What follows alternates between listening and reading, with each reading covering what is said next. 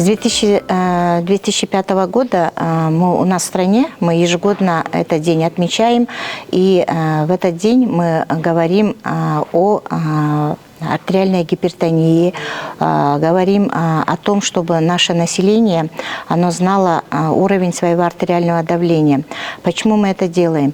Потому что гипертоническая болезнь или артериальная гипертония, она является основной причиной таких грозных заболеваний, как инсульт, острое нарушение мозгового кровообращения, является причиной инфаркта.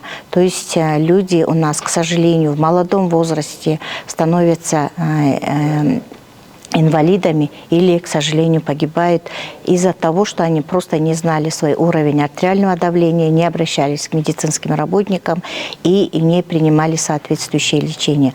Если остановиться на статистике, то, к сожалению, если мы посмотрим нашу смертность, то из общего числа смертности 52% наших людей умирает от сердечно-сосудистых заболеваний.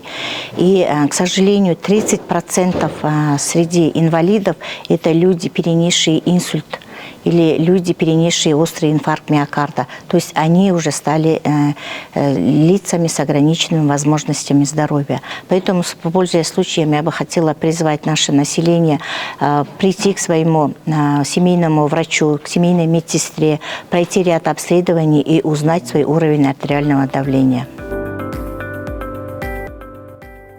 На учете, по данным Министерства здравоохранения, состоят всего в среднем где-то от 3 до 5% гипертоников. Остальные гипертоники у нас, к сожалению, либо не хотят лечиться, либо они даже не подозревают о своем заболевании, поскольку это заболевание является бессимптомным, то есть многие годы человек даже не подозревает, что у него может быть повышенное артериальное давление, и при случайном измерении оказывается, что у него давление когда 160, а иногда и все 200 мм ртутного столба и выше, и после этого уже начинается хождение по врачам, но, скорее всего, это будет уже запущенная форма этой болезни.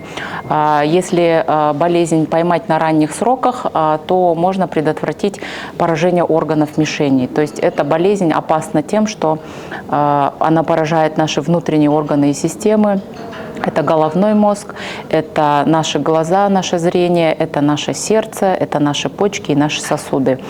Именно по этим органам бьет высокое артериальное давление. Также я хочу сказать тем гипертоникам, которые уже состоят на учете, которые уже знают, что у них есть повышенное артериальное давление. Препараты от гипертонии надо принимать постоянно.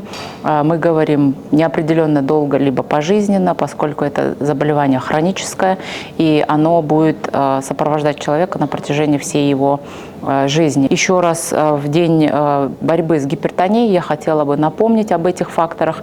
Это отказ от курения, это контроль уровня своего давления, контроль уровня сахара в крови, контроль уровня холестерина в крови, это правильное питание, это контроль за массой тела, это физическая активность и это здоровый правильный сон. Если соблюдать все эти меры, ежегодно проходить чекап в рамках своего ЦСМ либо ГСВ, я думаю, что наша нация станет здоровее и будет жить качественно и долго.